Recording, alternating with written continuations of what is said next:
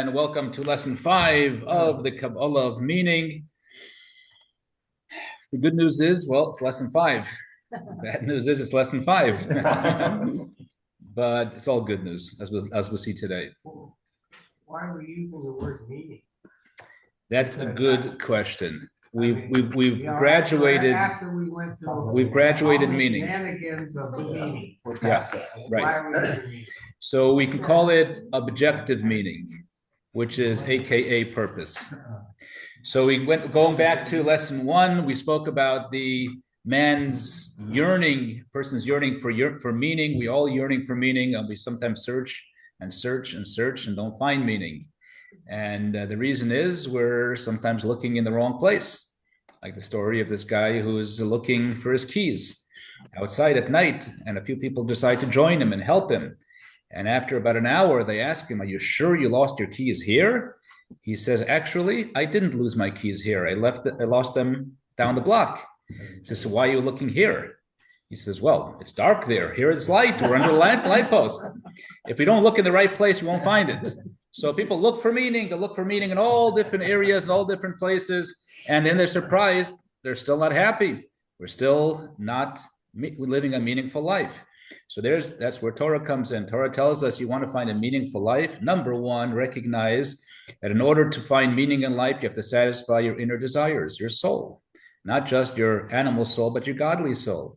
And what does your godly soul want? It wants growth. It wants productivity. It wants relationships. It wants to connection, kindness. And if we fulfill that, if we fulfill the desire of the soul, then we can find meaning. But then lesson 2, we said that, well, that's not enough because meaning is subjective. What's meaningful for me is not meaningful for you. What's meaningful for me today in 20 years may not be meaningful. I look back, I say, I wasted 20 years thinking that's meaningful, and it's not. So we need to connect to something on a higher level, something that's beyond us. And that's where we sort of transition from meaning to purpose. And the only way to try to find real purpose, true purpose, eternal purpose is from the author, the creator of the world. And he gave us the guide called the Torah. And when we fulfill Hashem's mission, the why we were created to make a dwelling place for God in this world, then we can be one with our purpose, and that will create a meaningful life. Last week, we segued into another subject, which was time. That is not only meaning in what we do, but the actual time that we experience is meaningful. And the more we can get into tune with the time, with the energy of the time, the more meaningful that will be. So, for example, we have the holy days. Good evening, the Shabbos, and regards from your wife. She's on Zoom. Okay. So when it's Shabbos or Yom Tov, we tune into that energy by fulfilling the mitzvah. So Hanukkah, we tune into Hanukkah by eating latkes, by lighting the menorah, and Pesach by matzah and the Seder, etc. We come in contact with the meaning of the day. We also have personal days. We spoke about the birthdays and anniversaries, etc. Primarily the birthday, as the Rebbe spoke about, the day that Hashem declared that the world needs you and you matter. And we come in contact with those days. We infuse every moment with meaning. Today, we're going to sort of segue into another very important subject, which is actually we talk about Kabbalah. Kabbalistically speaking, this is one of the fundamental ideas in Kabbalah, which was really brought to the fore by the Baal Shem Tov and some of his teachers before him, the Shalach HaKodesh, the Arizal. But it's a radical way of thinking because it's Kabbalah, but it truly tells us and gives us insight into the purpose of creation, the purpose of mankind. And it's a fascinating idea, which in Hebrew, we'll tell you the words, and we're not going to use all the Kabbalistic jargon here in the class, but suffice it to say that if we know the words hashgacha pratit, which some people translate as divine providence, but we'll see that's not a proper translation. This is really, if we can come in tune and really get to know this hashgacha pratis, then we can truly infuse every moment of life with meaning and purpose. What is the definition? So we're going to discuss the definition today. Usually it's translated as divine providence. Okay. That everything happens from Hashem. There's a reason for everything, but it's a lot deeper than that. So Under this, Bashert comes under that. Bashert definitely comes under that. Yeah. Okay. Yeah. Yeah. How can you get deeper than Hashem? What am I missing then? Deeper than Hashem? No, we're not getting deeper than Hashem. At least not for me. Yeah. No. We're not deeper than Hashem. We're talking about the deepest Kabbalistic ideas, which really will give insight into the purpose of creation and how we as human beings are meant to relate to the world around us. Because up until now, we spoke about how do I find meaning? How do I sort of internalize meaning into my life? But now we're going to segue into another subject, which is so many things that happen to me is not my doing. They happen. So I wake up in the morning and I decide, okay, what am I going to do today to infuse the day with meaning and purpose? Okay, so we can do 2 things, 3 things, 5 things, 10 things, whatever it is we're going to do, make it meaningful. But most of the day, things happen to me that I don't really plan. It happens. It happens to me. It happens to those around me. And I just now stuck. Can I find meaning in those situations? I'm stuck in traffic. That's the Hashgacha Pratit. Oh, so that's Hashgacha Pratit. So we're going to discuss how that is Hashgacha Pratit, right? How that's divine providence. But if we can really sort of change our worldview and focus on this idea, then we can be happy even in difficult situations, even in stressful situations, things that we didn't ask for and we didn't want to be. Like a speeding ticket. I wouldn't know. Just kidding. That's They'll tell you. what he said is really critical. It happened to me. It happened to me, right? Well, It's that. the speed. Let me tell you what happened. I'm speeding 90 miles an hour Oh, yeah. on the 405, and a cop pulls me over and he says, "Do you know how fast you were driving?" I said, "No." He said, "Where are you going?" "I'm catching a plane to my father's funeral." He says, "Oh, you won't be able to make it." I said, "Why?" And he's looking, he said, "Because either you'll kill yourself or you'll kill somebody else." Think about it. Yeah. Did he give you a ticket? No. Okay, good. No, Good. what- Hashgacha Pratis. What he said is, Escort you to the airport? no, what he said is, "I'll tell you what I'll do." He sounds Jewish. He said, "I'll only put down 70 miles an hour." Okay. And think about this if you want to make your father's funeral. So it's Bashert? It's Bashert. It's definitely Bashert. So How did that happen? there were 3 women in a car. I think they were nuns. There were 3 nuns in the car driving, and the cop pulls them over because they were driving right here on the 5, and they were going so slow. And the cop pulls them over, and he opens the. He says, "You're not allowed to go so slow." I mean, and he sees that they're all holding on tight. In the back, they're holding on tight. Their knuckles are white. And she says, "What do you mean? I'm going the speed limit." It says, there's a big sign that says 5. And the police starts laughing. He says, "That's not the speed limit. That's the name of the freeway." But he turns to the back and says, "Why are you guys so scared?" So we just got off the 118. Yeah. 45, all right.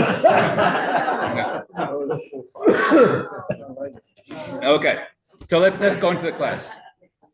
400 miles an Getting back hour. to what you were saying about people getting up, and trying to plan their day. It seems like most people, especially if they're working, they have more negative stuff thrown at them. Yep, that's what we're discussing today. Yeah.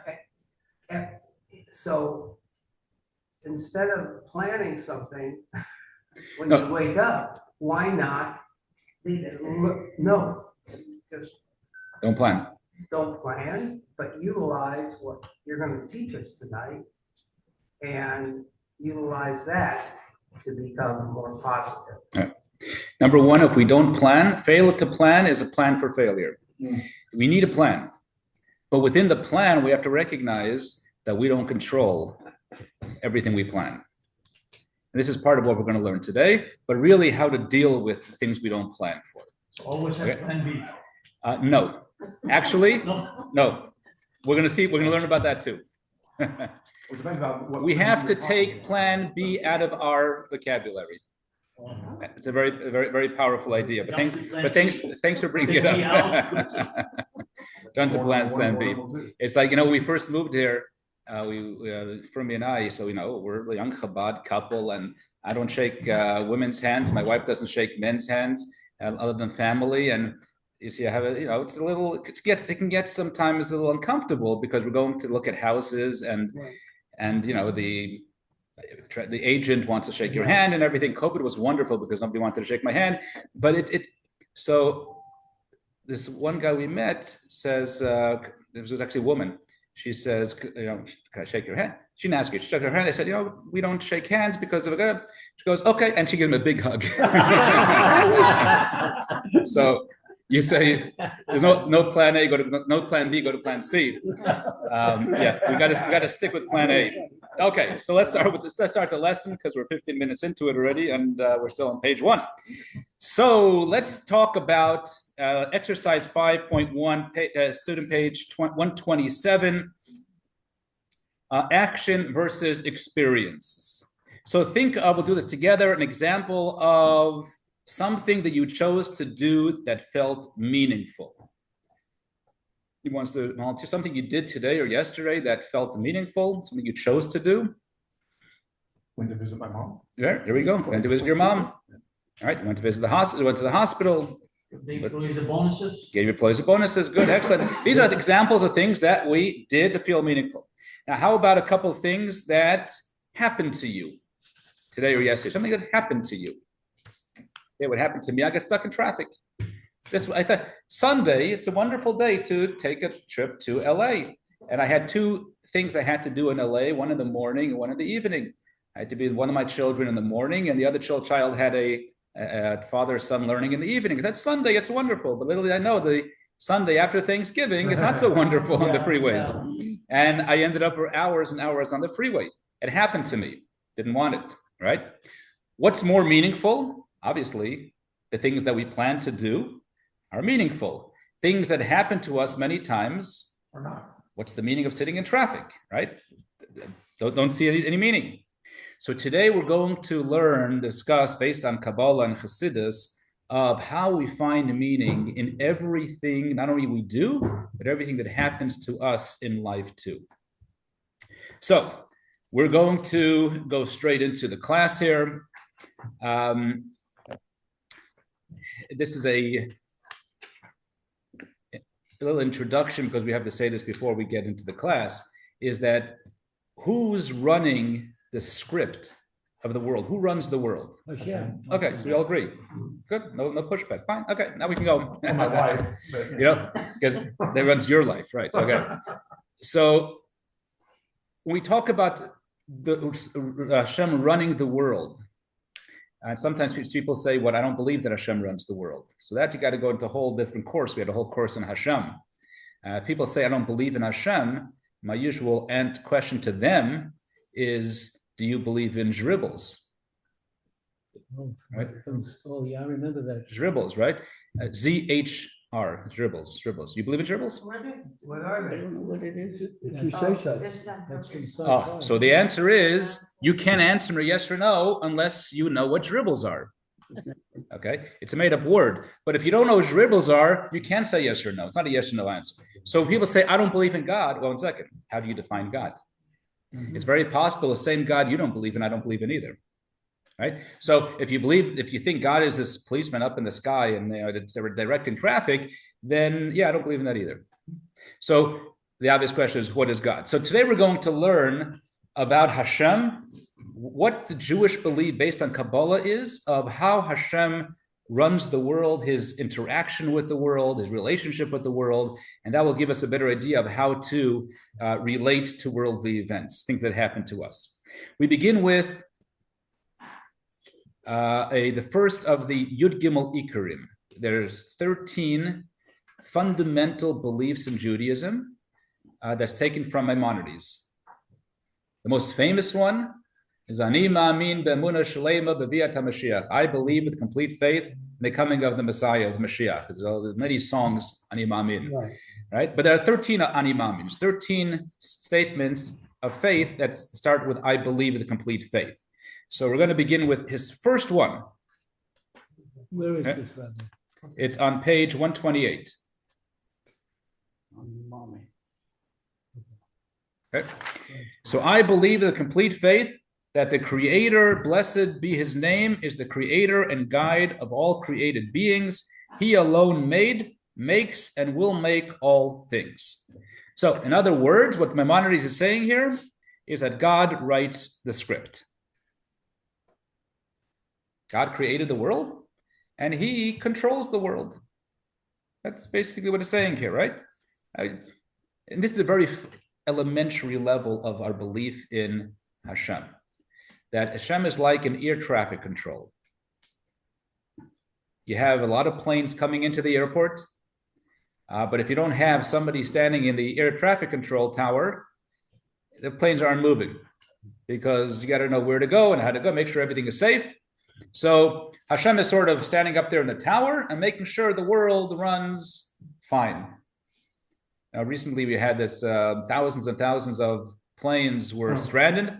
Why? The pilots were there, the stewardess were there, the food was there, everything with gas was there, but the traffic controllers weren't there. Can't run an airport planes without it. And so too Hashem.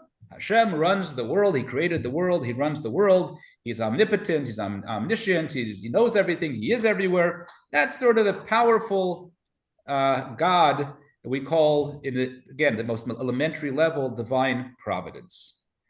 Okay? So Hashem doesn't really mix into the world unless it's necessary, and he makes sure that the world is running fine.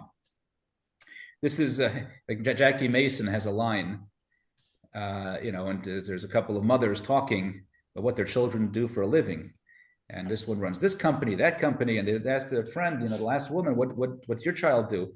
And he happens to be a truck driver. She says, well, he controls this big engine. He's a controller in the trucking business.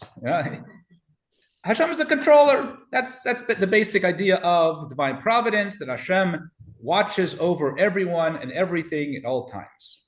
In text 2, we actually have a sort of secular reading by Lisa Miller, who did a whole bunch of studies with MRIs, and what she found was that it's actually innate within the human being to connect with such an idea, that there is a higher power, a God, spirituality, that is looking over us.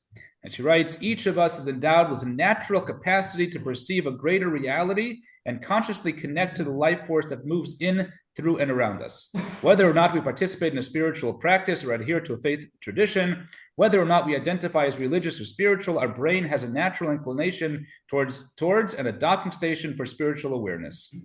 Okay? An awakened brain is available to all of us right here in our neural circuitry.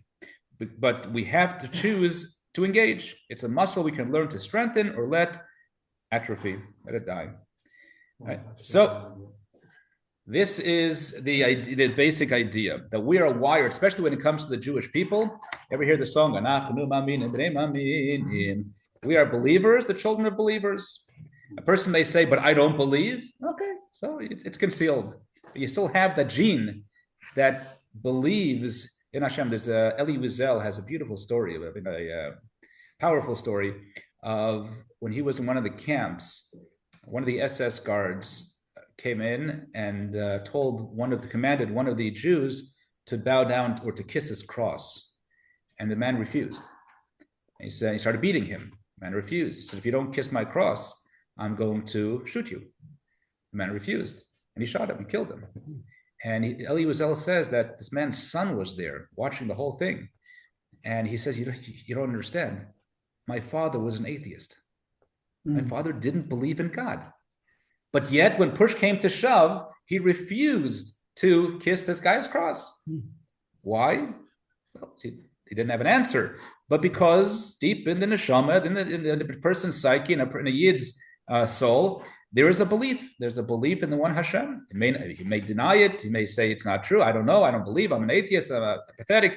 But at the end of the day, there is a spark within every Yid that is a believer. Okay?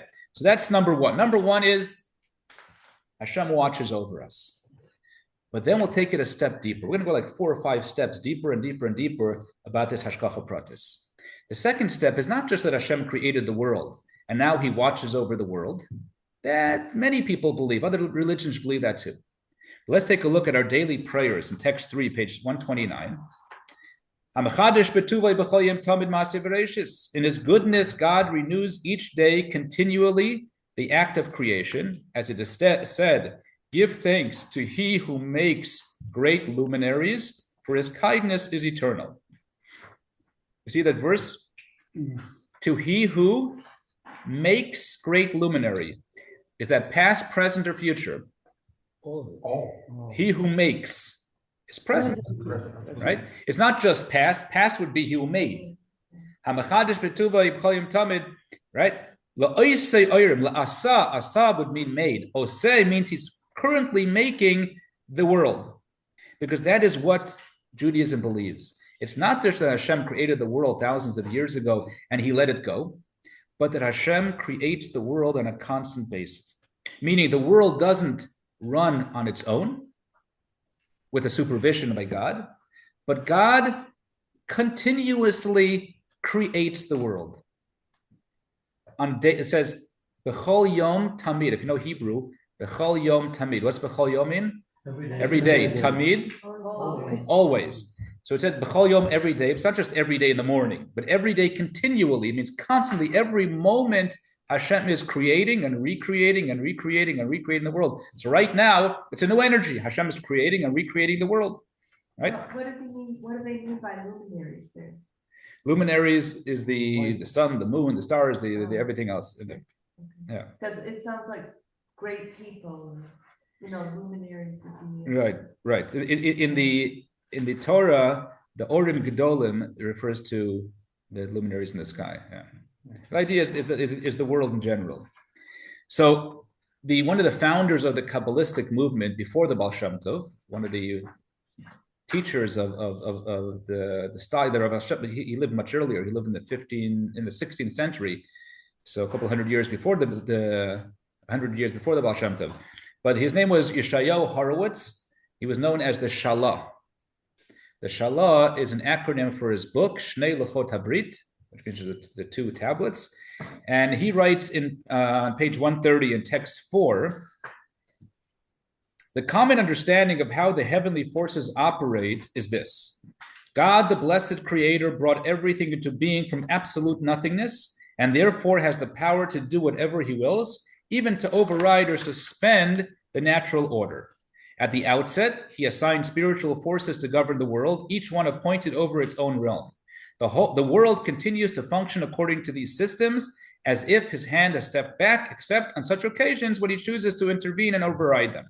Until then, these forces operate through the power he originally placed with them at the time of creation. That's the original view. But in truth, says Inshallah, as it seems to me, our faith teaches otherwise. God in his goodness is constantly and deliberately renewing the act of creation every single day. His influence is ongoing and intentional.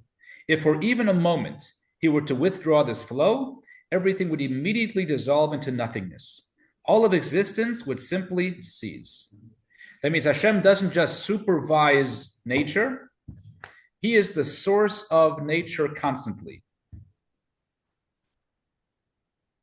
And this is very empowering. We're getting back to purpose and meaning.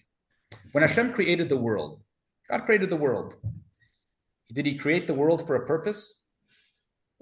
Mm-hmm. He created with a purpose, right? Whatever the purpose is, we spoke about 2 weeks ago. He was created with a purpose to make a dwelling place in this world, whatever it was. He created Adam and Eve and told them, L'avda l'shamra, safeguard and work the world. We all can agree that if God created the world, the 6 days of creation, there was a purpose why he created the world and the order he created it. Now we're saying that God recreates the world constantly, which means that constantly there is a purpose in creation. It's not just that God created a world thousands of years ago and sort of built in some sort of purpose and meaning, and now many years later we're trying to sort of figure out the purpose and try to. No, God's creating the world today, now, and he's infusing the world as he creates it with purpose. So if I create something, if I let's say built this table, there's something I can be sure is that this table has a purpose. Otherwise, why did I build it? So let's say an example given, if you go into a hospital, you're getting a tour of a hospital as you give a nice donation, they're giving you a whole tour, and you come to the end of the corridor, the hallway, and there's a room. And you say, what's in there? What's in that room? It's like a really weird shaped room. And they say, oh, that's nothing. There's no purpose in that room. So what do you mean there's no purpose? There must be a purpose. If the architect built this hospital, create the blueprints, he created the blueprints for that room, there must have been some intention for that room. Now, if it was repurposed, it used to be a school, and now the school became a hospital, you can say, okay, that's an extra room. But if somebody actually built this hospital, created the plans and the blueprints, and then built the hospital, every room has a purpose. So if Hashem creates the world constantly, then there constantly must be a purpose for creation and for everyone in creation. Because it's not just that God creates the world constantly, he creates me constantly, which is why I continuously make blessings every day. I'm making blessings, the same blessings I made yesterday, because it's new. God created new energy in the world. Okay. Now, yeah. So I'm out of my wheelhouse. Okay. When I say this, okay, take it for what it's worth. But in Breshit, I think it says, maybe I'm wrong, that God created the world in 6, arguably the 7th day. He finished, and then he finished in the 7th day, right? But he didn't finish. He's constantly recreating. Is right. A way to reconcile that? Yeah, actually, it's a good question. At the end of the 6 days of creation, the 7 days of creation, it says, Asher bara, so he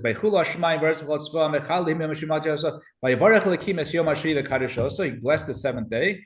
Because that day he rested from all his work. Asher bara Elokim, that God created. Lasot. Word. Lasot. That word seems extra. He rested from all his work which he created. But then it says la'asot, which means to do. There's a progress, to continue doing. And here we learn that God continues to create the world, right? Otherwise, that word is extra. What's that? Every 6 days? So constantly, every moment, God recreates the world, Rabbi, with a new energy. I see a connection to what you're saying right now. That's really, in one sense, very obvious. He puts the neshama in each new baby. But in addition, right. So look at what's happening. That means each new life is his continuing recreation, because that blessing is our responsibility as parents and grandparents and aunts and uncles and cousins and all that stuff. But he has a continuous process that he sets up. True, but I'll take it a step further. Not only he puts new life into babies, he's putting life into you and I every moment. Yes. A new life every moment. Beautiful. Yeah. So how does and again, this is a question that I gotta ask now versus at the end of when you get to 13. Was it 13? I'm not going to 13. We just said that's in the first. That's it. Okay. Yeah. I don't understand any of this in the context that we all know God creates people that are not Jewish every single day. Right. How does this work? How does this work for non-Jews? So his question is, how does this work for non-Jews, the idea of constant creation? I could tell you that it works for non-Jews, it works for animals, it works for plants, it works for Jews, it works for every creation. Not just God creates me every moment, he's creating the world as a whole, every detail of the world on a constant basis. And soon we'll see how that's applicable to even the trees and the leaves and everything else that exists in the world. It's not specific for Jews. Okay. Yeah, that's what I was thinking. He must listen to what we're saying or thinking and create according to us. Because, like, for instance, we all worried for many years we're going to be overpopulated. So all of a sudden now, no one's having babies. So now we're worried that we're gonna be underpopulated and things are gonna go wrong that direction. Yeah. So God listens to us and he probably has a heck of a sense of humor. I'll just So- reverse it. There is a saying in Yiddish, a Mensch tracht and God lacht. Right. Yes. A man plans and God laughs. Yes. The reason why people stopped having children are not because they felt they were afraid that the world's going to be overpopulated, although that was a fear, Yeah. but it's because they're lazy and they don't want the responsibility of having many children. Right. But yeah, you're right. There is a master plan in the entire creation, even though it's constantly being created as new. But then there's the master plan that Hashem has as a whole, which we'll get to a little later. But I was just thinking he probably hears our prayer or hears our thoughts and prayers and That's stuff. and says, definitely "Okay, part. Yeah. well, So there's I'll try nothing- that. Yep. Nothing is random. So that's the point exactly. Nothing is random. Why is nothing random? Because it's being created now. And since just like the 6 days of creation, where Hashem created new things, nothing was random. He created everything for a purpose. So to every moment, he creates everything and every experience. Everything has a purpose. That's the Kabbalistic view to Hashgacha Pratis, divine providence. Now, we'll use sort of physical and sort of things we can understand with our senses, examples of why that is. It's not a leap of faith. It's not, okay, so God creates everything anew and I'll accept it because the Torah says so. But we can actually understand it with our physical senses, with our mind. The difference between a painting, put a painting on the wall, or a projected image on the wall. Right? Anybody's a painter, but we had a painter paint a beautiful image of a Shabbos scene in our Kiddush room, and took a long time, weeks and weeks. It's up there, it's beautiful. Now, if I project from my screen something on the wall, also it could be a beautiful picture, beautiful painting. What's the difference? It's not real. It looks real up there. It's essentially spuds. It's not, doesn't occupy space. Well, it doesn't occupy space, but also with the painting is on the wall, meaning if I wanted to take off the painting, before I want to take off the wall, first of all, the painter doesn't have to be there. The painter painted and now leaves. Boom, over, gone.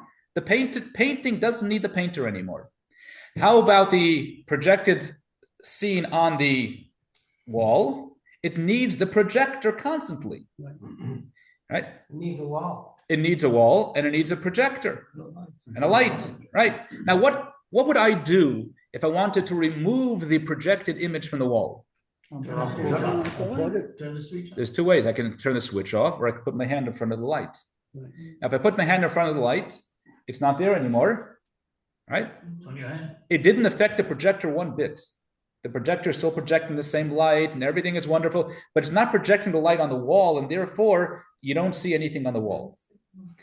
The difference between Hashem creating a world or me creating a table is when I make a table, I'm taking a piece of wood, came from a tree, it was there all the time, and I'm just reshaping, reforming the wood. So the wood didn't need me beforehand, doesn't need me now. I didn't create anything. I just reshaped. And that's what we do in life. We don't create. When was the last time we created something from nothing? We don't create from nothing. We just reposition things or reform things, and it becomes a new, and it looks different. So therefore, it's fine. It just reverts back to its original, the wood is a wood, and it always will be a wood. And now it used to be a log, now it's a table. But when you create something from nothing, it had no energy, it had no existence beforehand. And therefore, in order for it to exist, it needs the creator constantly, like the projector needs the light. Right? So if Hashem wanted to destroy the world, what would he do? Turn off the light. Yeah, And that's plug it. He wouldn't have to make a fire or a storm or a hurricane. Just stop shining his light on the world, stop recreating the world, and it wouldn't be destroyed, it just wouldn't be. So the only reason the world is in existence is because Hashem is shining his light, so to speak, his energy is being projected in this world, and therefore we are who we are. But that has to be constant, like the projector. Another example the Alter Rebbe gives, I give this example many times, I think Rosh Hashanah Yom Kippur, in which if you see a stone flying through the window, You have two options now. You can either see it as a flying stone, or who the heck threw that stone? Which comes to mind? Who threw that stone? We never marvel at a stone coming crashing through our window. Oh, wow, a flying stone. Guess what I saw? The reason is because stones don't fly. But I saw it flying. Stones will only fly as much as the power you put into the stone. But as soon as the power is gone from the stone, the power of the thrower, the energy is gone, it falls. It needs, in order to fly, it needs to constantly have the power and energy of the thrower. And so too the world. In order for the world to exist, it needs to constantly be powered, so to speak, by Hashem. Why? Because it never was there in the first place. Hashem created from nothing. And therefore, it needs its creator to be there the entire time. And this is logically speaking why, the world needs a creator to be there and recreate it constantly, whilst somebody who made a table or a chair or a painting doesn't need its a creator. Okay. Think of the maintenance. There's a lot of maintenance. Of God created, does maintain the world. He not only maintains it, but he recreates it. Even greater, he recreates it. Maintains it would mean he created it, and now he sort of maintains it. But it's more than maintenance, he actually recreates it constantly. Let's take a look at text 5 by the Alter Rebbe and the Tanya.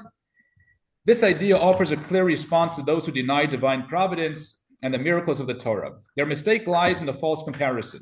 They imagine that God's creation of the heavens and the earth is like human craftsmanship. Just like a craftsman might make a vessel and then walk away with the vessel remaining intact without the artisan's ongoing involvement, they assume the same is true of the world, that once created, it runs on its own. But they fail to see a critical difference. When humans create something, they're not creating from nothing. They just reshape existing material, like turning a piece of silver into a utensil. But God created the world out of absolute nothingness. That's a far greater wonder, even more astounding than the splitting of the sea. Take that miracle as an example. God used a strong east wind to split the sea, and the water stood like a wall. But if the wind had stopped for even a moment, the waters would have immediately returned to their natural state and flowed back down, and they would not have continued standing as a wall on their own. So how much more so with the creation itself, which is something from nothing? That's beyond nature, and even greater miracle than splitting of the sea. If God were to stop sustaining the world even for a moment, God forbid, would vanish into nothingness. The world continues to exist only because its creative energy is constantly present within it, giving it life every second. Okay? He gives the example there of the splitting of the sea. The Torah says that there was an east wind that was blowing kol halayla, the entire night. The question, if God made a miracle, let him just split the sea. That's it. Why need a wind? And the answer is because the nature of water is to flow. And therefore, God had to, so to speak, but he had a wind blowing constantly. Otherwise, the water would revert back to its original state. If God stops creating the world, it reverts back to its original state, which is nothing. Right? And therefore, God has to constantly create and recreate the world. Right? Yeah. That's level 2. That's level 2. So level 1 was that God oversees the world. Right? Divine providence. Second level is not only oversees it, but he recreates it on a constant basis. And now we're going to go to a deeper level. And this is where we get to the word hashgacha pratit. What does pratit mean? What's a prat? A prat is a detail. Individual, right? Individual and detail. Hashgacha, the word hashgacha means to look over, right? Providence. So the word divine providence is the word hashgacha. Hashgacha is divine providence. But we add another word here, pratit, individual divine providence. What does that word mean? What does it mean, individual divine providence? So we're going to go a little bit deeper today. And this introduction is test number 6. This is from the previous Lubavitcher Rebbe. And he explains what does it mean, pratit, particular, individual, personal. It's in Yiddish, we'll translate it in English. The Baal Shem Tov explains that even a piece of straw or a torn leaf rolling in the street is subject to divine judgment. There is a decree for exactly how many times it should turn over, where it should roll, and which places it should end up. Okay? So this is taking it to a whole new level. It's not just that God recreates the world, but every occurrence in the world, everything that happens in the world is orchestrated by Hashem. You see a tree blowing in the wind, it just happens. That tree blows in the wind because Hashem is making it happen. A leaf fell off. There's a story actually of the Rebbe who was walking with his disciples. There was a Baal Shem Tov walking with the disciples, and he was explaining the idea of divine providence, and a leaf fell off the tree. And he told the students, go look at that leaf. And they pick up the leaf, and they see a worm underneath it. And Baal Shem Tov explained to them that it's a very hot day, and the worm was extremely hot, and Hashem made the leaf fall off on the worm. Okay, so we don't see this all the time. We don't see the explanation of why things happen. But Hashgacha Pratit means individual, means specifically everything that occurs in the world. Nothing that happens in the world is random. Everything is orchestrated by Hashem. Okay? Now, you may think, give you an example. There's a storm. It's pouring. The last week, two weeks ago, there was a big storm here. And you think to yourself, okay, based on Hashgacha Pratit and divine providence, why is there a storm? I get it. Because probably the reservoirs are empty. There's a drought. So Hashem wanted to fill up the reservoirs with water. I get it. Or perhaps the farmer needs rain for its crops. Okay, I get it. But along with the rain comes wind. And we had over here, a part of our tree fell down. A big branch fell, it cracked. So we sometimes look at that. That's collateral damage, we think. Hashem brought a storm because there's a purpose for the storm. But the fact that the tree fell, because that's what happens by storms. So he brought a storm for a reason, but the tree, no, I had to suffer. We had to get somebody to clean a tree. Chassidus says no. The fact that the tree fell is also part of the divine problem, part of the plan. There is nothing that's not part of the plan. So my flight is delayed. And I think, okay, I can come up with a rational reason perhaps why God delayed the plane. It's very possible because, I don't know, somebody is running late and has to catch the plane, and therefore, but that doesn't answer why I have to suffer. I'm sitting in the terminal for another hour. The answer is you sitting in the terminal for that hour, that specific terminal is also for a reason. There is a purpose for it. There's nothing that's purposeless in the world. Everything is divine providence, meaning everything is orchestrated by Hashem. Does that include personal conduct? Oh, we'll get to that soon. Yeah, we'll get to personal conduct. It says that everything comes from heaven, everything is divine, ordained, chutz mi'ir shemayim, except for my choice between good and evil. But maybe we'll get to that soon if you have time. There's a stock market crashes or goes up. God forbid. And God forbid, or goes up, right? And you think, oh, well, the stock market went up, it went down, so my portfolio took a hit as collateral damage, because that's what happens when the stock goes up or down, market goes up or down. But Hashgacha Pratit says, no, the fact that my portfolio went down is Hashgacha Pratis. It's not just because as an outgrowth of the fact that the market went down. Hashem wanted my stock portfolio to go up or to go down, whatever it may be, whatever it is. There's a message, there is a lesson, there is a purpose within that action, personally, not just globally or on a general level. They just give you an option to buy more stocks.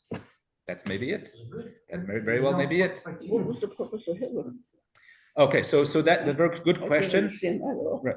So first of all, I'm not saying that we're going to figure out the purpose of everything that Hashem does, because that's Hashem. As one wise man said, that if God was something that I can wrap my mind around, I wouldn't want to worship him. That's right. Right? God obviously is much greater that we can't understand God's ways. So there are many things that occur in the world, most things that occur in the world that we don't know. We don't have the reason why Hashem did it. But even though we don't have a reason, we don't know the reason why Hashem does certain things, we can find purpose in them. Right? So I don't know why something happened to me or something happened to the world, but can I find purpose in it? And the answer is yes, I can find purpose without rationalizing why something happened. What was the purpose of Hitler? No, I don't know. I don't know what the purpose of Hitler is, but one thing I do know is that we, as a Jewish people, have taken a more recent event, like October 7th. October 7th, nobody can rationalize why it happened, why Hashem. State the state of Israel. That's a rationale, right? That's a rationale, and maybe yes, maybe not. I'm not God to decide if that's the reason or not. That may be true. People will say that after the Holocaust, we got the state of Israel. I don't know if that justifies it. So we can't play God, but at the same time, we can see a reaction of what do we learn from October 7th, or we can gain tremendous, I was going to show a video, but it didn't work out, of the hostages who were in the tunnels, who found meaning and purpose in the tunnels of Gaza. And there was one guy, I forget his name, in the tunnels of Gaza, the one thing he wanted was put on tefillin. He wasn't religious. He had such a desire to put on tefillin. And little did he know that after he was captured on October 7th, he was taken hostage, his mother took his tefillin and asked, who wants to wear my son's tefillin until he comes home? And there was one guy who took the tefillin and put it on thousands of people in Tel Aviv and all over the world. He took the tefillin and people lined up to put on his tefillin. And when he was released from Gaza, he called on people to go to the hostage square in Tel Aviv one Friday, and 1,000 people came and put on tefillin that day. So he took that experience. He doesn't know why he ended up in Gaza. He doesn't know why it was him. And it's impossible to know. But one thing he did was he transformed that into a meaningful experience. And he said, I'm going to now transform people. I'm going to connect spiritually. I'm going to have thousands of people put on tefillin because of my experience. So we can find purpose and meaning, even though we don't understand what the reason why Hashem. I mean, we can create even a reason. We can create the mission, the purpose in any way we want. But as long as it's positive, then it's a good thing. Yeah. Rabbi, there's something underneath all of what you're saying that is dramatically significant. And that is, there's obviously a congruence between positive psychology and the structural basis of Judaism. There's a binding in here. There's a natural agreement. Everything he said reduces to positive psychology, which is researched. And Judaism is an example of functional positive psychology. So the question about Hitler, I can't answer either. But what we know is, because I warned God, if I get the chance to talk to him, he's going to have to explain all that stuff. But what he's going to tell me, I can imagine. Because of this, we had that. And because of that, we have this. Because he has the whole thing in his arm. And we don't know what the whole thing is. The only one who knows the whole thing is him. And so the way out is the positive psychology that is congruent with Judaism. Because what the rabbi is saying binds it all together. He's putting it like this. Does that make sense? So it's interesting you mentioned that, because it's true. We don't know, 100% right. We don't know God's ways. And we never will know God's ways. But we're not meant to know God's ways. It's not even a yearning, or it's not even a goal that we should try to aspire. Right. Our aspiration should be is, how can I fill this moment and this experience with meaning and purpose? And I know I could, because Hashem created this thing for me right this moment, for me to infuse it with purpose. Otherwise, he wouldn't have created it. Yeah. I don't think the Jewish people would be as strong if we didn't have all these things thrown at us, like Hitler and all the bad things all through history that we celebrate. If we just had this perfect, normal, this nice life that nothing ever happened, we probably wouldn't even care about it. Okay, good. So Steve is pointing out that without all these things, terrible things thrown at us, we wouldn't be such a strong person, a strong people. And I'd say, number one, my response to that would be, okay, I'd rather be weak and not have these things thrown at us. Right. But your point is well taken. This is the perfect expression of it. We Jews, unlike many nations, many different peoples who were persecuted and then ended up the next decades or centuries blaming their tsaras, their problems, on the fact that their parents and ancestors were persecuted, we Jews, the next generation, not even the next generation, that generation, the generation who experienced the horrors of the Holocaust, was able to stand up Unite. and not only unite, stand up and become such powerful, such successful people with all those things still in their memory, fresh in their memory. This is what it means. None of them can explain the Holocaust. None of them tried to explain the Holocaust, but every one of them got up and moved on and became stronger people. That takes such a strength, because we have the DNA of the Jew is that Hashem creates the purpose. We don't know the reason, but one thing we do know is that we have to find meaning, purpose, get up, grow stronger, grow taller. So, for example, that's the Holocaust. But forget about the Holocaust for a moment. Think about our individual experiences. We're stuck in traffic.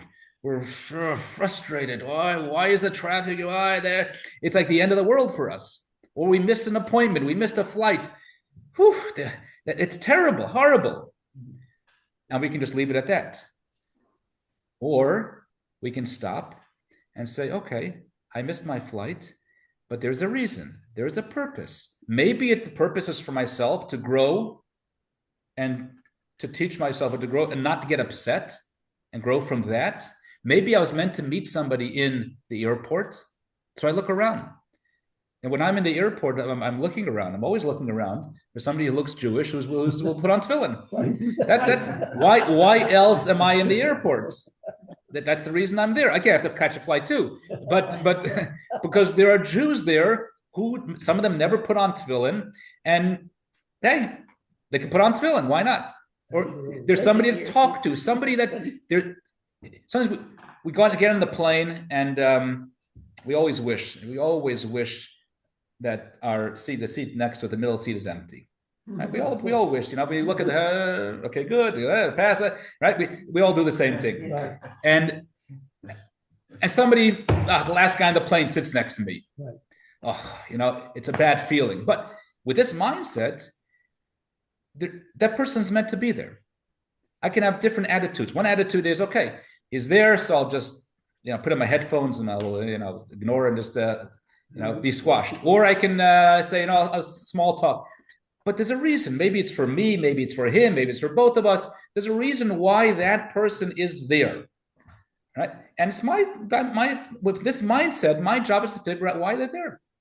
Maybe they need a good hello. Maybe they need a friendly, uplifting word, a conversation. There's something because nothing is random in the world. With this mindset, I can take every experience from the morning coffee to the traffic to the missed flight to even if I come on time and sitting in the airport for an hour or two, and infuse it with meaning by being aware, being awake, being aware that everything happens for a purpose. Yeah. Does that phrase Gamzula Tova come from the Kabbalah? Gamzula Tova is very closely connected with this idea of divine providence, that everything is done for a reason. It's for the best. And it's my job to open my eyes, to be aware, to be awake. One of the differences between sleeping and being awake, all my functions are functioning. My eyes are working, my ears are working, I'm alive. Things are happening around me when I'm asleep. The only difference is I'm asleep. I'm not aware of it. It doesn't change anything around me. And so it is in life. I can walk through life. I can sleepwalk and just get upset at everything or think things are happening. But if I recognize that there's a purpose to everything because Hashem creates the world constantly, and therefore my job is to be awake and alert and figure out what's this purpose. Why did I come to class 10 minutes early? Nobody's here yet. I don't know. Maybe I should open up a siddur and daven. Maybe I should talk to the next person who comes in, a second person, because they need some uplifting word. Who knows? But it's my job to try to be aware of it at least and infuse that moment with meaning. And if we can live this way a little more, then life becomes more meaningful, more purposeful. There's a purpose in every moment in life, in every experience in life. Nothing is random. Sounds like a great coping mechanism for things that go wrong in life. just to give the example of, you mentioned airplane, I've had the experience of sitting on an aisle seat with a 350 pounder in the middle who stunk to high heaven for a 3-hour flight. I didn't find it, hard to me to find any meaning or purpose in that negative experience. So it seems to me that this is a great way of having to cope. There had to be a reason why this guy who stunk up the plane and made my flight miserable, that there's something, but it's beyond my understanding. So let me ask you a question. I hear you. This attitude gets you through life. I hear you. I hear you, Steve. But let me ask you a question. Let's say before you left to the airport, you had a vision. Hashem appeared to you, okay, prophetically, and Hashem told you, "Listen, one of my children, he's having a terrible time. He has a certain illness where he weighs 350 pounds. He can't lose weight." And the airplane experience is so difficult for him, especially if he's sitting in a middle seat, because he knows everybody is, looking at him negatively. Please, Steve, my child, help my child out. Give him a smile. Give him a good word. Make him feel good. When Hashem tells you that clearly, you're on a mission. Right? You have a specific mission. You get onto the plane. Here's the guy. Here's the guy God spoke to me about. Of course, I'll give him a smile. How are you? Offer him maybe some of my chips. It becomes meaningful that here's a person if he has any sanity in his mind, and probably he does. He knows he smells probably. He knows he's overweight, and he knows that he's bothering people around him. He maybe can't help it. He had to get a last-minute flight and sit in the middle. But you can be the one to make him feel a little better. That is a mission in and of itself. That's a great coping argument. It's not just coping. You can have a miserable experience sitting next to a guy 350 pounds who's going to have bad breath, and if you offer him chips, he says, forget it. Steve, my brother-in-law, Olav Shalom, who we were dedicating this course to, Chaim Brickman, he had a great saying, because he for many years he suffered. He had pain, and he would always say, he said that pain is from God. It's not a choice. Suffering is a choice, and he didn't suffer. He had tremendous pain in life, but he didn't suffer because he always found meaning in his pain. He always and that was his life. So the negative experience is only because we don't see or perceive the meaning in the experience. So we see it as a negative experience. But once we can see and find meaning in the experience, and it's not a terrible flight. It doesn't have to be a terrible flight because it's meaningful. But that's when put it this way. I think this will maybe clarify it. Hashem created us today, this morning. He constantly creates us, and he gives us a meaning. Let's say, for example, you're hired by the Shin Bet, by the Mossad. You're hired by the Mossad. You have a mission. Okay? You have a mission. You're going to go to this and this place, and you have to fulfill your mission. You're meant to be there. They arrange your flight there. Everything you're going to get there. And you say, but what's the mission? What am I there for? What do I do? How do I do it? They don't worry. You go, you will look around you, and we will arrange everything for you. All the tools you need, everything you need will be given to you. You just got to be aware. When we're when we wake up in the morning, Hashem doesn't give us today's mission is A, B, C, D. This is your mission. This is your tools to use the mission, etc., etc. The mission is being given to us real time. Hashem says that when you go throughout your day, whatever you see, whatever you experience, whoever you meet, that is your mission. That is your purpose. They are necessary. That's what Hashgacha Pratis means, divine providence. Everything you experience during the day, every person you come in contact with, they are part of your mission. Nothing is random. You don't meet anybody randomly. You don't experience anything randomly. So you want to know what your mission is? Well, who did you meet today? What did you experience? Where were you? that is part of your mission. Because if it wasn't, you wouldn't have seen it. You wouldn't have experienced it.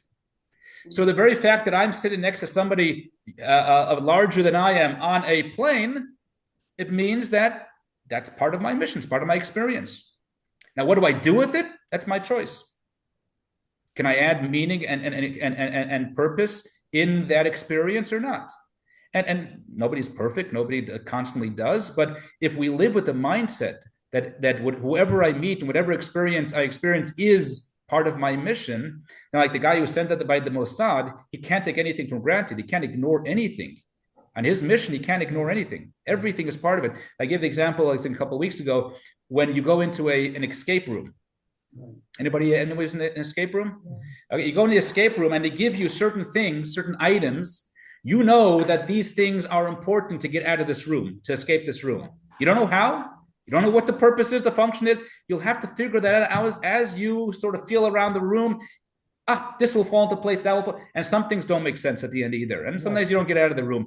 But the idea is to try to fit everything into its purpose in order to get out of the room. This is what life is. Hashem gave us the tools. Everyone has their tools to fulfill their mission and purpose in life. And we have to utilize our tools. You have yours. Some people have a wealth. They have material wealth, the financial wealth. And that's part of their mission to fulfill their purpose. It's not mine. I have other tools, and I have to use my tools to fulfill my mission and purpose in the world. But that's why it's one of the gravest sins. We say that it's one of the 10 commandments, not to be jealous, to be envious of other people. What's wrong with being envious? So I want what you have. What's the difference? Okay. What's wrong? Because if I want what you have, I am missing my purpose in life. I've missed it all. You missed what you have. I've missed what I have, but also I've missed what I need in order to fulfill my purpose in life. I think I need what you have in order to fulfill my purpose. Hashem didn't give it to me, which means it's not part of my mission. It's like before you go into the escape room, you'll go into the next room and grab as many things as you can. It's a different room. It needs different things to escape. Right. It's not going to help you. Right. So we have to utilize whatever gifts Hashem gave us and be aware of the experiences that we go through on a daily basis and recognize those are the exact things we need in order to fulfill our purpose in life. Yeah. What is the purpose of physical pain? The purpose of physical pain? Yeah. That's a good question. I don't have the answer to that question, but I do know that we are taught that if we see somebody else in pain, our purpose is to pray for them. Empathy. In the Torah, we're told that Hashem revealed to Abraham that he's going to destroy Sodom and Gomorrah. And the way Hashem says it is, am I going to conceal from Abraham that I'm about to destroy Sodom and Gomorrah? That's what God says it. The obvious question is, duh, of course. Of course you're going to conceal. You're God. He's Abraham. He's a human being. Why do you have to tell him? Empathy. Right. And Abraham got the message. Hashem tells him, I'm going to destroy Sodom and Gomorrah. And Abraham thinks to himself, why is God telling it to me? Why was I made aware that the people of Sodom and Gomorrah are going to be destroyed? Obviously, because I play a role. Otherwise, why am I told this? So therefore, he starts arguing with God and says, don't destroy them. Right. Hashem is not upset at him for arguing. He's actually very proud of him. And they have a whole back and forth. Maybe there are 50, 45, 40, 30. Because Hashem says, if you become aware of someone in pain or something negative, you have to pray for them. You have to help them. You have to get up and do whatever you can in order to alleviate their pain. That's somebody else's pain. So when somebody's in pain, the worst thing you can say in Judaism, and the worst thing, it goes totally against the Torah, is you're in pain. God has a reason for it. Everything is divine providence. Don't worry. God knows what he's doing. That's totally the opposite of the Jewish approach. The Jewish approach is empathy. I am made aware of somebody else's need is because I can help that person. I go off the freeway and I see somebody who is is asking for money, and it's a red light. right? It's a green light, Baruch Hashem. But if it's a red light, right, then I'm stuck there, right? Why did I see it? Why did I experience it? That's my question. Now I can come up with every idea why I shouldn't help them. It doesn't matter, but I saw it, which means I could help. I could do. Now, if I don't have any change in me, I could roll down the window and say, "Have a great day. Good luck." That makes the person feel great, because I'm sure he gets a lot of negative comments during the day. So Avram saw that. Moshe Rabbeinu, when he was on the mountain, God said, "I'm going to destroy the people." And Moshe Rabbeinu argues with God.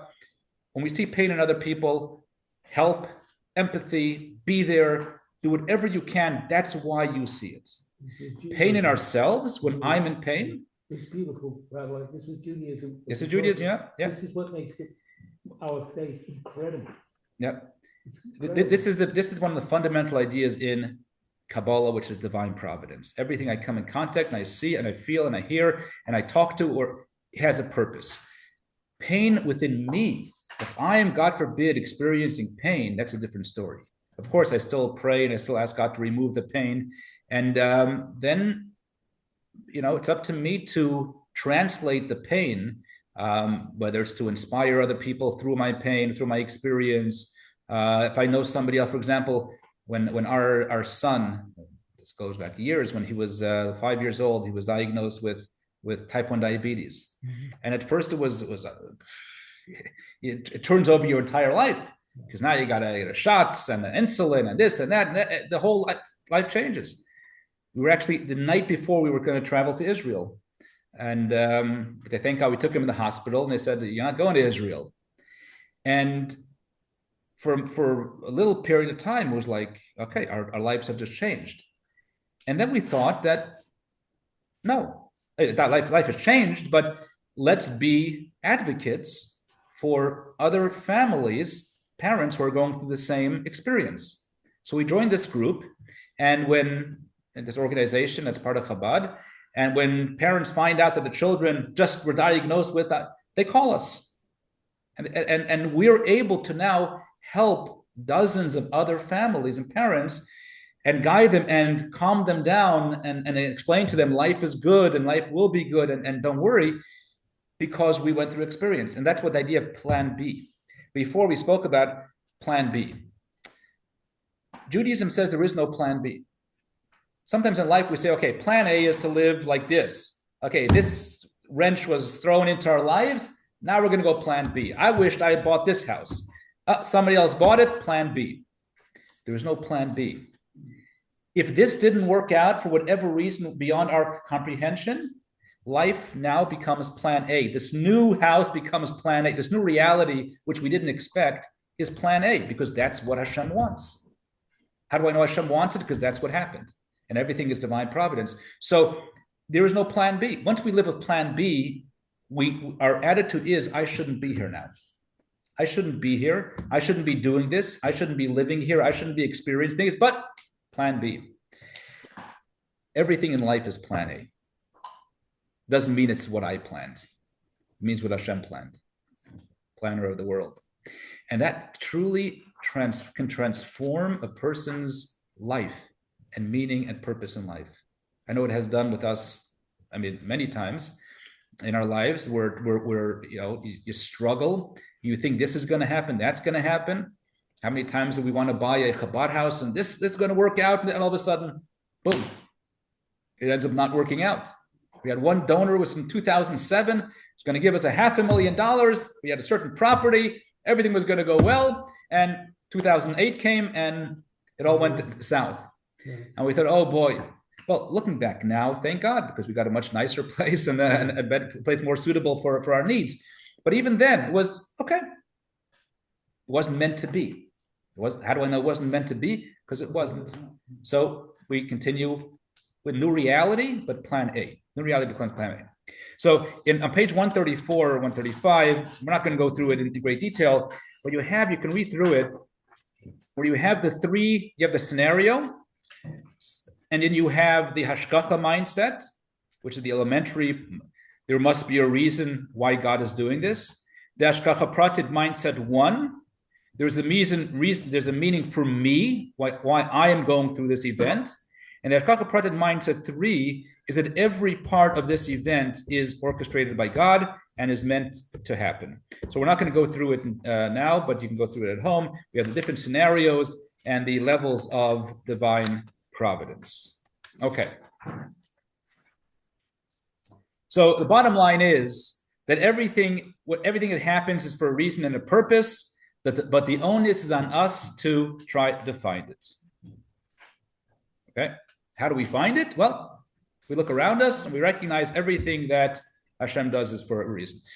And I tell a famous story of this man who planning a trip to Florida from New York, him and his wife, but he goes a day earlier. And it's the summertime in Florida. He checks into his hotel and he sends a quick email to his wife. But unfortunately, he missed a letter. And instead of going to his wife, his email went to another woman who just came home from her husband's funeral. And she reads the email and she faints. And her family looks at the screen and they see there are 3 lines. The first line says, my dear wife, I checked in okay. B, second line says, it's extremely hot down here. And number 3, all is ready for your arrival tomorrow. Yeah.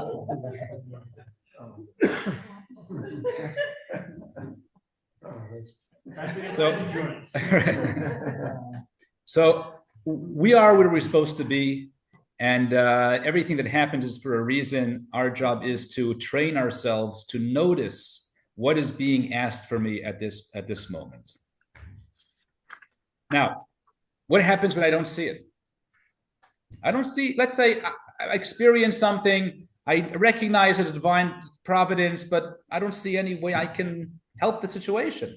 There's nothing for me to do.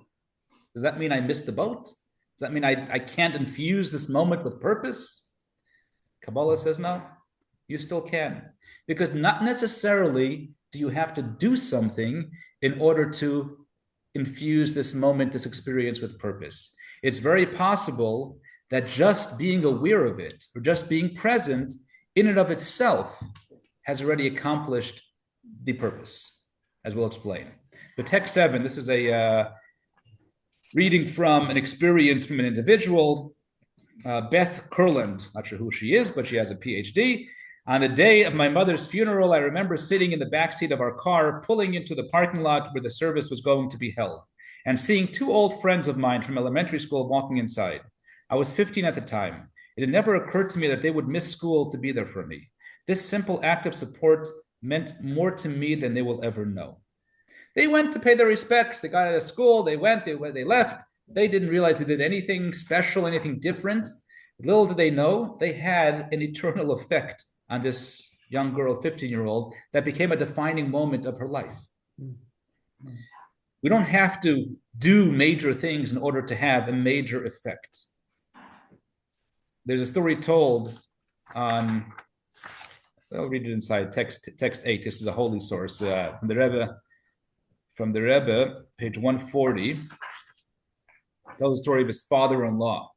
Because my father-in-law, the previous Rebbe, instituted several years ago that during the summer months, yeshiva students would volunteer to travel from the yeshiva to various Jewish communities in order to inspire their fellow Jews in matters in Torah, mitzvahs, and Judaism in general. Presumably, the yeshiva students have already decided to embark on this mission in a good and auspicious hour. May the trip be not only peaceful, but also successful, not just successful in general sense, but a remarkable success in all areas in which they speak, and even in areas in which they won't speak, but will influence simply through their very presence in these places. There's a little introduction.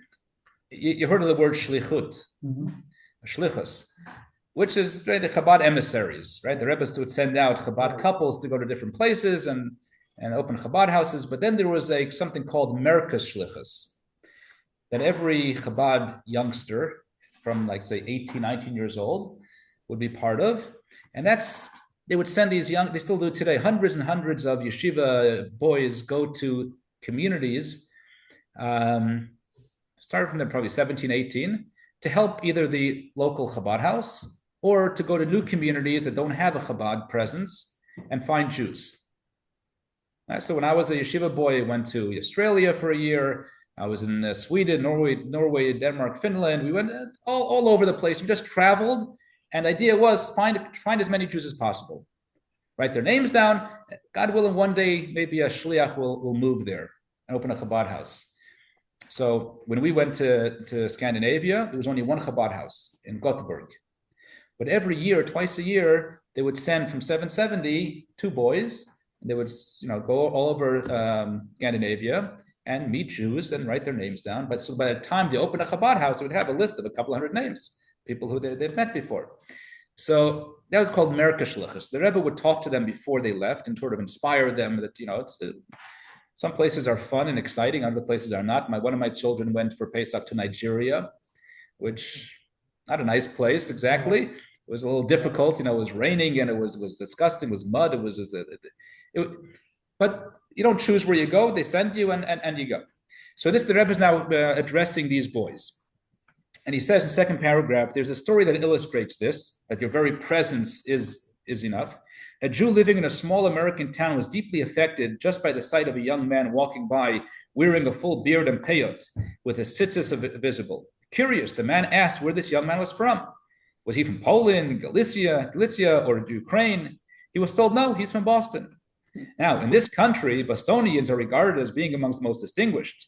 So this man was shocked to learn that even a Bostonian could look like this, a beard, a payas with tzitzis, and yet speak fluent English and speak with intelligence and clarity about deep concepts like the various levels of divine unity discussed in the mystical works.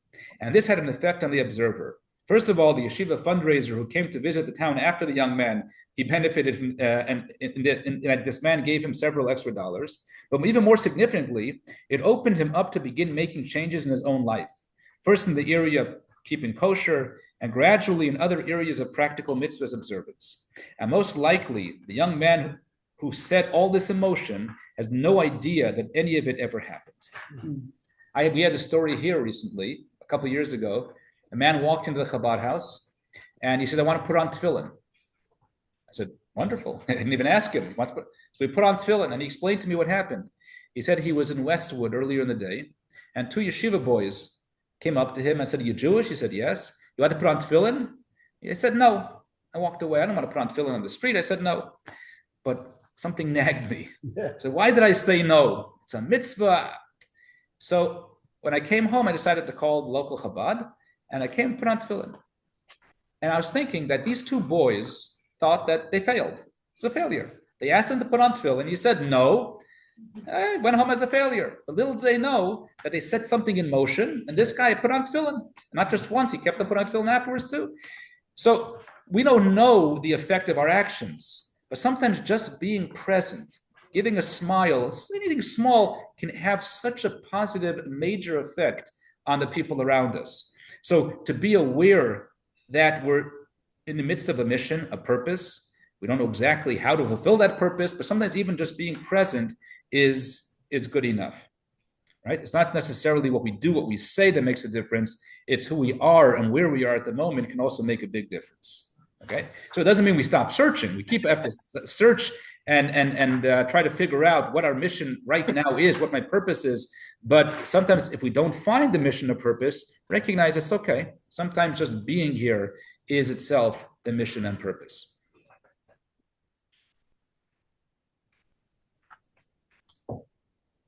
Okay. Now we're going to take it a step further. We have 8 minutes left. So we'll take it even a step further. As we mentioned before, this deeper idea of Hashgacha Pratis is the attitude we should have. It's actually interesting that there was a great rabbi, Tzaddik, who said that every person should have 2 pieces of paper in their pockets. One paper says, V'anoichi afer ve'efer. Like Abraham says, what am I? I am dust and earth. Right? It's humility. And the other paper should say, Bishvili nivra ha'olam. The world was created for me. It seems like 2 opposites. I am dust and earth. The world was created for me. One's humility, one seems like it's the opposite of humility. But the answer is no. A person should look at everything that happens around them that had happened for them, for my mission. Why are things happening? Why are the people here? Why is the story unfolding now? All for me, in order for me to be able to serve Hashem. That means everything, there's me and there's God, and there's everything else in the world that's meant to connect me and God. That's a very, very powerful idea. If you see something, that means that there's a purpose within you seeing it. It was a couple of years ago. Some of you may even know this. We had this boy who slept here. His name was Zalmi. He used to come to Shul on Shabbos, a big red beard. Unfortunately, passed away very young. But he had autism, and he was living in a home. The state put him in a home in Lancaster, Palmdale, somewhere up there. And he called me one day, and he says, I can't be here for Shabbos. I need a place to be for Shabbos. I'm going to come down. You're the closest Chabad. Take the train down from Palmdale. I want to stay by you. Fine. So, we had a room there in the front of and we let him stay. Sometimes he stayed for Friday, Shabbos, Sunday. He used to call me, please pick me up from the train station. Please take me back to this train station. And he wanted food. He wanted this. It was, a sad story. Couldn't blame him. He was autistic. And somebody asked me, says, why are you taking care of this kid? I mean, it's not your responsibility. He doesn't live here. He lives in LA. And he lives in Palmdale. His family's in LA. He's in Palmdale. You have no connection with him. Why are you going out of your way to host him? And they were doing certain things. He passed away already, but he was a pure soul, right? But it wasn't his fault. He didn't have the communication skills because of his autism. But that was the answer. The answer was because, of course, it's my responsibility. Because I was made aware of his situation. He called me. I'm not his family. I'm not his immediate family. But because I was made aware of his struggle, it's my responsibility now to make sure he has a place where he's comfortable for Shabbos, or the community has a responsibility. So we gave him the room in the community, in the shul. When we see something, it means it's part of my mission.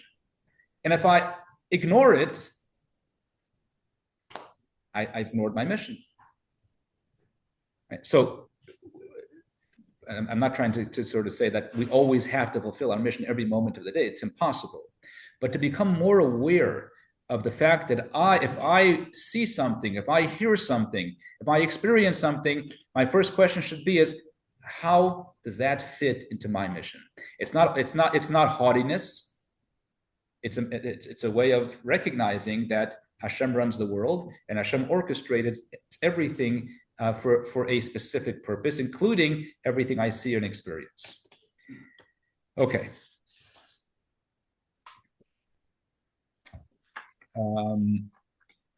We have the next few readings are similar. This is from the Rebbe. The Baal Shem Tov, text 10 is from the Baal Shem Tov, page 144. Every single thing one sees or hears is an instruction for their conduct in the service of God. This is the idea of avodah, service, to comprehend and discern in all things a way in which to serve God. So if the world is being constantly recreated and is created with purpose, and God is guiding every detail of the world, then obviously there's a purpose for me. The question is whether I'm paying attention. Okay. So this is the takeaway from today. And the good part is that if we become aware of this, if we are mindful of it, consciously aware of it, then we usually will find meaning and purpose. We will find something we can do with this experience that will benefit, whether it's us, benefit others, or benefit experience.